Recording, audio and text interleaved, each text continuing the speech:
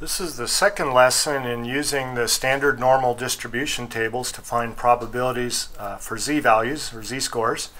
You'll remember that in the first lesson we learned how to find probabilities of this form, the probability that z is less than or equal to some value which I'm just going to call little a. And that's all we did, and those values are given to us directly from the table. So in this lesson, we're interested in the only other two possibilities that we run into. One of them is sometimes we want to know the probability that z is greater than or equal to a. And sometimes we want to know the probability that our z is between two values, say a and b, like this, that z is greater than or equal to a and less than or equal to b. So those are the two new things that we want to do in this lesson. Let's start with this one first, and let's take a look first at a picture, and then we'll go to some symbolic notations using this P notation. So if we have a picture like this of our standard normal distribution, remember that the total underneath the distribution is all of our probability. So the total area under the distribution is 1, or in percents it's 100%. So if we have some value a right here, oops, that's a 9, not an a, let's get an a in there. So if we have some value a, then the probability that z is less than or equal to a, so this probability, is the area under the curve over on this side of this line. And so the probability, and correspondingly the probability that z is greater than or equal to a, is the probability over here on this side of this line. And because those two together make up the total area under the curve, that means their sum must be 1. So if they add up to 1, then that means either one of them is 1 minus the other one. Let's write that down symbolically so we can see what we're saying when we say that. So the probability that z is less than or equal to a plus the probability that z is greater than or equal to a is equal to 1. Now you might be a little bothered by the fact that we're using less than or equal to and greater than or equal to. We could scrub off the or equal to right here, and then this would make a little more sense, but the probability that z is actually a itself is 0, so we can have the equals on both of these. So if this is the thing we're wanting to find now, let's just do a tiny bit of algebra and solve for it. All we got to do to get rid of this is subtract it from both sides of our equation. So when we subtract it over here, it's gone. When we subtract it over here, we have 1 minus that probability. So the bottom line is that if I want the probability that z is greater than or equal to some a, that's equal to 1 minus the probability that z is less than or equal to that a. And that's our rule for doing this. And this value, the probability that z is less than or equal to a, we get directly off the table. So if we want to find a probability like this, we simply find this probability on the table and subtract it from 1. So let's take a look at a specific example. Let's suppose that we want the probability that z is greater than or equal to 2.03. Okay, so let's do a picture and we'll look at the formula both. The picture looks like this. Of course we have a z of 0 in the middle at the mean. 2.03 might be somewhere over here. And we're looking for the probability of being greater than that, so we're looking for this area up here, which is going to be relatively small, quite a bit less than 50%. Maybe down in even in the 10% or 20% range, something like that. In fact, this is very close to a z of 2. We know 95% of our data, in fact, lies between -2 and 2, and so that means 5% is outside of that, and then this would be about half of that. So actually this is going to be more like 2.5%, 2%, something like that. Okay, so what we do is we go to the table, and the table will give us this area, which happens to be the probability that z is less than or equal to 2.03.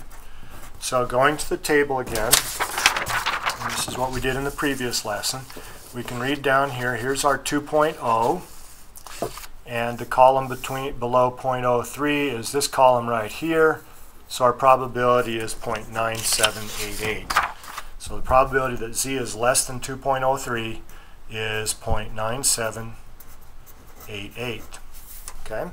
But then if we use what's in the box up here, we can see that to get our probability we're looking for, the probability that z is greater than or equal to 2.03, we need 1 minus the probability that z is less than or equal to 2.03.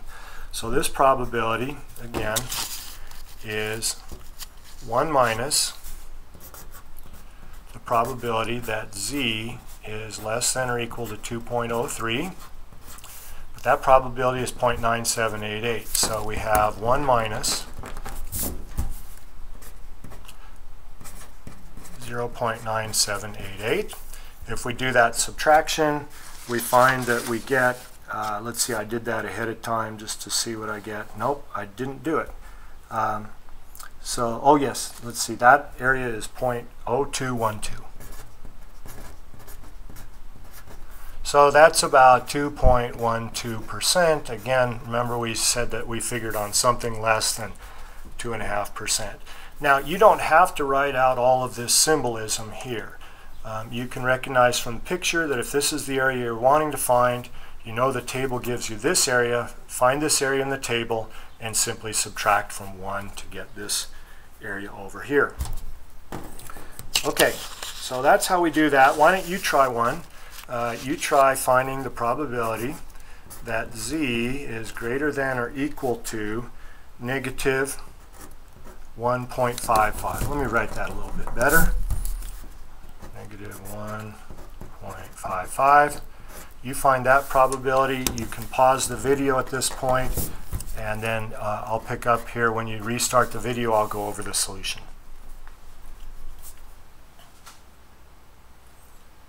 Okay, so to find the probability that z is greater than or equal to negative 1.55, let's do this both ways. Let's do it formally and then with the picture. So we'll do the formal one first. By formal, I mean using the formula.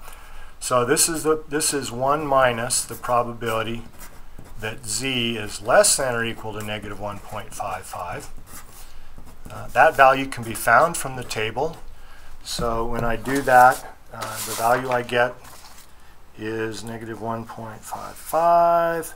So we have that value is 0.0606. So 1 minus 0.0606. And when we do that subtraction, I believe that gives us 0.9394, okay, which is 93.94%. You should probably check my arithmetic right here. I just did that one in my head. Now, if you were to do that from the picture, let's get this stuff off of here so it's not distracting us. If we were to think about just working from the picture alone and we're trying to find the probability that z is greater than or equal to negative 1.55, okay, our picture looks like this. So here's our normal distribution. Of course, it should be symmetric even though it doesn't look like it in this picture. There's z, or 0 for our z. Negative 1.55 is over here. And so we're looking for the probability of being over here. Of course, it should be some number significantly larger than 90%. And we can recognize that if we go to the table, it's going to give us this value here. And so the value we need is 1 minus that. So going to the table, we find that this area is 0.9394. Whoops, 9394. Right, and so the area that we want over here, this area, is going to be 1 minus that, 1 minus 0.9394, which again, as we calculated, was, oh, I'm sorry, I take that back. This area over here is not 0.9394. That is 0.0606. That should have been clear to me when I looked at that. So then we want to subtract over here the 0.0606, and that gives us our 0.9394. So sorry about that mistake, but hopefully you were picking up for me and recognizing that this couldn't be 93% or 94% over here. So there we go. That's finding our probability from the table itself. So 93.94% is the probability that we get a z greater than or equal to negative 1.55. So that takes care of this case here that we mentioned at the start. So this is how we find probabilities that our z is greater than some value.